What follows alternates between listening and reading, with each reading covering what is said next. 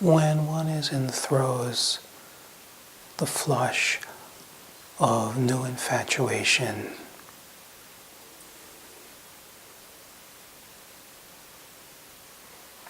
when it seems like the dream fantasy that was always looked for all of a sudden appears in the life.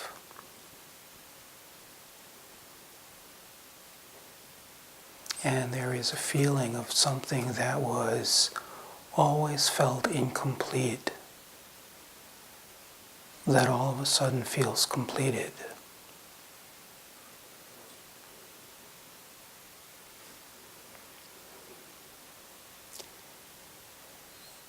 And it is not that the one in the flush of infatuation is constantly trying to have their attention on the one they're infatuated with.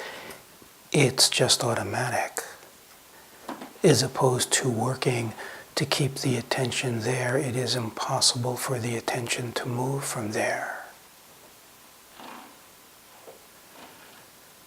And the attention being on just that creates this feeling of in-loveness, out of which arises this joy.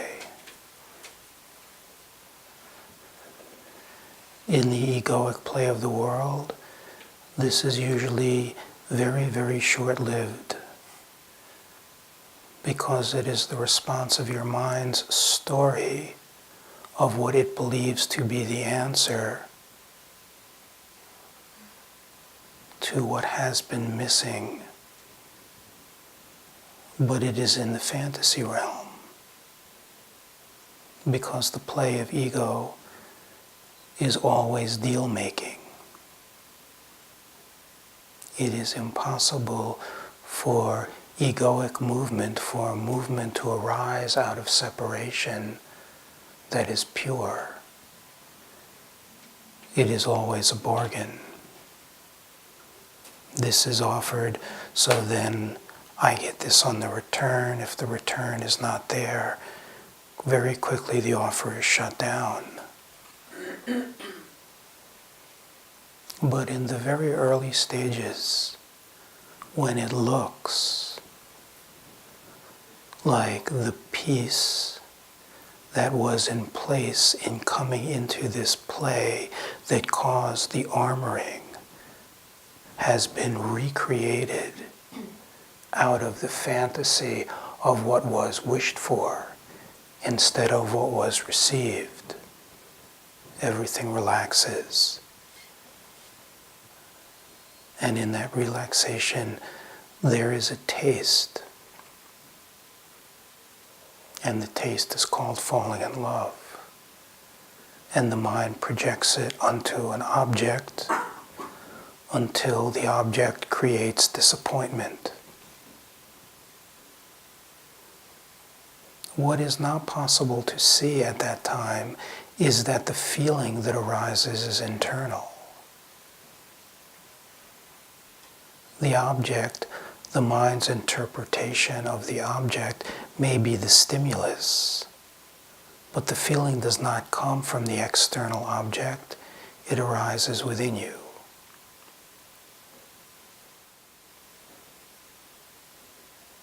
This is the feeling that blossoms, but is unchanging, unflinching. That is inside and outside and everywhere. It ceases to be effort. There is great need for effort for a long time for most in the journey, because the habit of mind is the habit of wandering.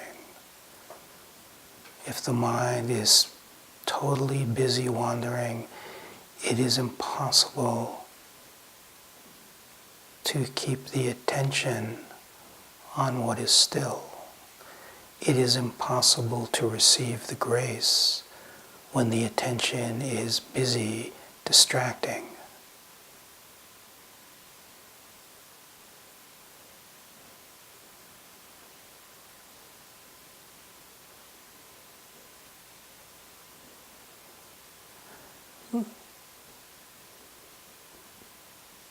Mind at a certain juncture is used as a tool to free relationship with mind. What mind is effort.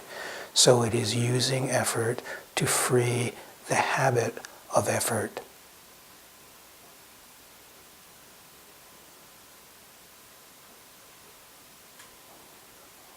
But once this mechanical imprint begins to slow down, which is what happens, and there begins to be the ability to receive the grace, to remain still and unmoving in yourself with attention turned within instead of distracted into the external. And always receive the internal response from the external stimulation. That is its role. And layer by layer, everything that has numbed, separated you, begins to soften and unravel.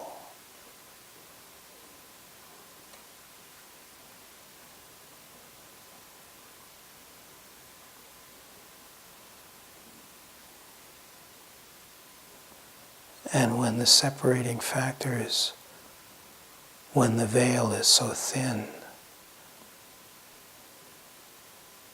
when everything conditioned is unconditioned, when the reflection is a clear slate, when the tendencies that were familiar have evaporated and movement is spontaneous,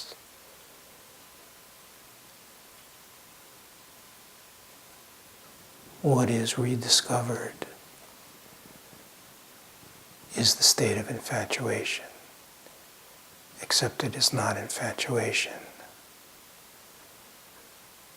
It is like rediscovering the innocence of a child, and it is very childlike, but it is infused with ancient wisdom.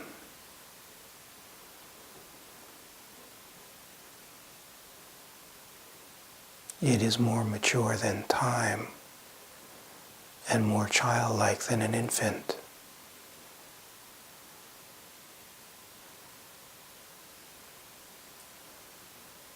And it no longer requires effort.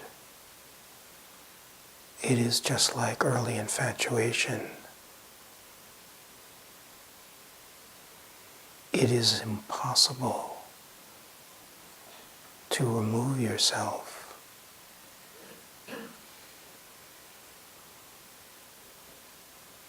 from this feeling of in-loveness.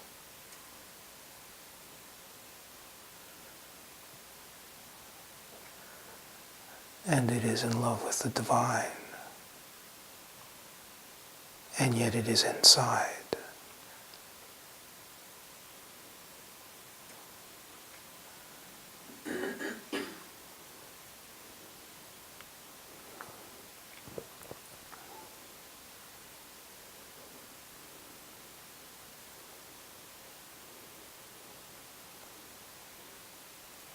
Egoic belief is that it is the particulars that create the exquisite flavor,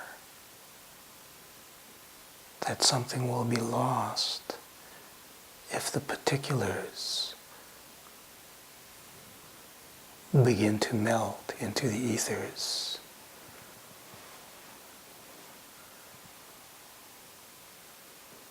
But what is discovered to the mind's astonishment is that absolutely nothing is lost. Nothing. Everything of beauty that was ever felt, it is all there, without a shred of anything missing.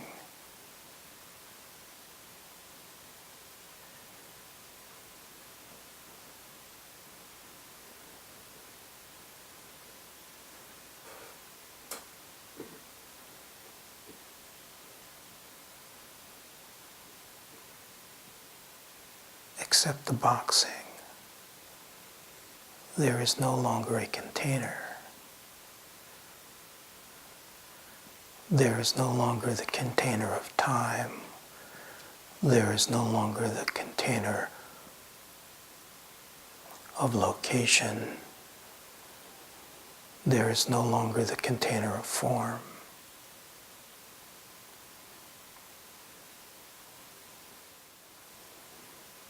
For the longest time, the ego-conditioned mind spent its time struggling for what it desired. Maybe having temporary tastes in which a portion of this flavor would arise, but always short term.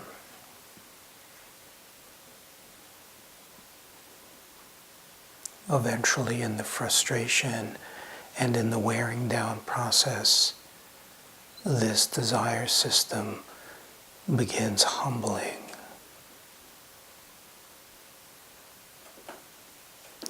And when it humbles to its roots, what is discovered is what was always sought is alive inside.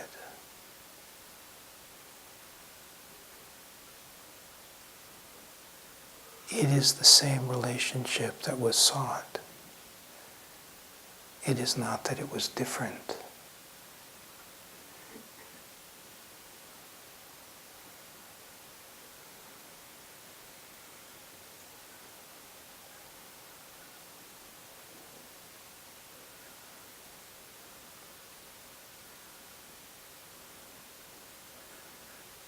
Everything, even in modern media, it is all so pointing and reflective.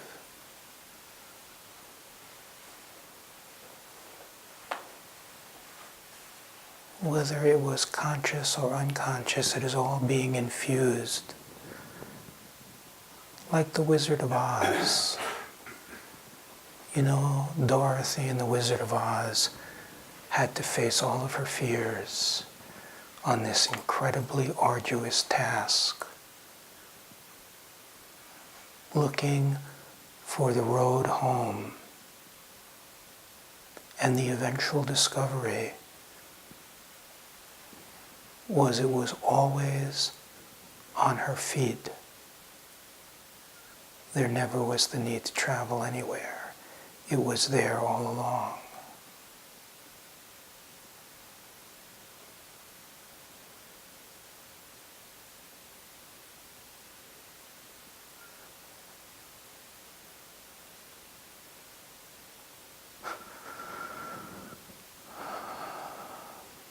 Every aspect of any flavor of happiness has always only come through the self. Conditioning creates external experiences, and out of that creates craving and the cyclical repetition of karma. It will objectify something that occurs inside and is objectless.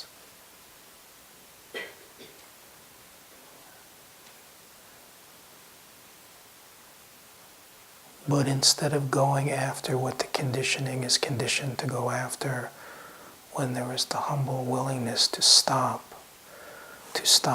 feeding mental instincts, to stop following mental cravings, and instead to investigate what is this, from where is this coming.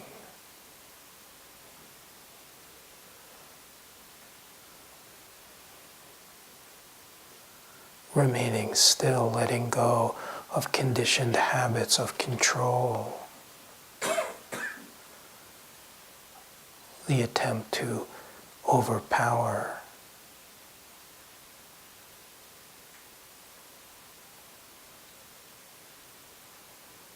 the attempt to attain.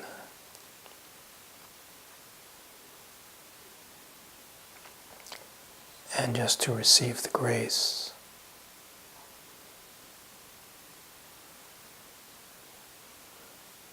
Then the Master can do all the work.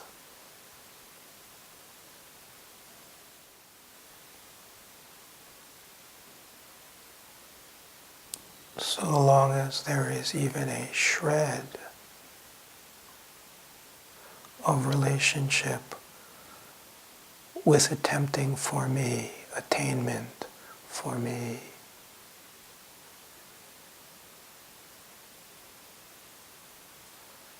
the taste will remain elusive.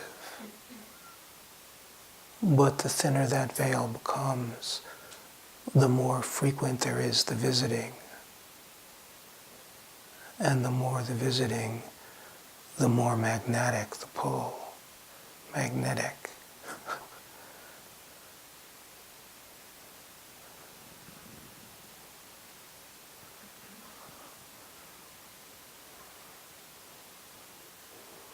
Until there is nothing left but that. It is not due to success or failure of an individual. It is due to the humble readiness to offer the individual up.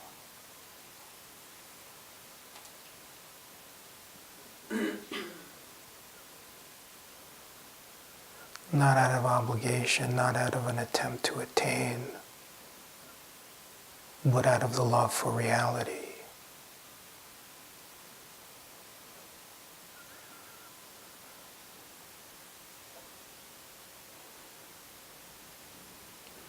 You know, there is in the common person, even the common person in the spiritual arena, such a misunderstanding about submission.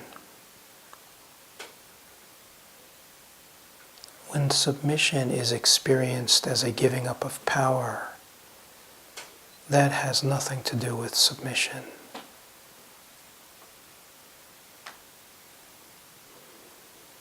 Submission is a very natural process when the state of reverence is so huge, when the love affair is so big, when the receiving is so earth-shattering that all that is hungered for is to be a servant of that.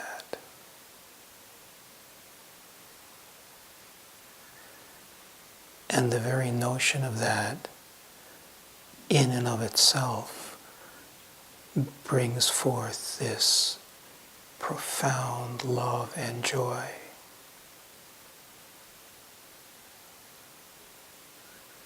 Just the notion of submission to that is the completion.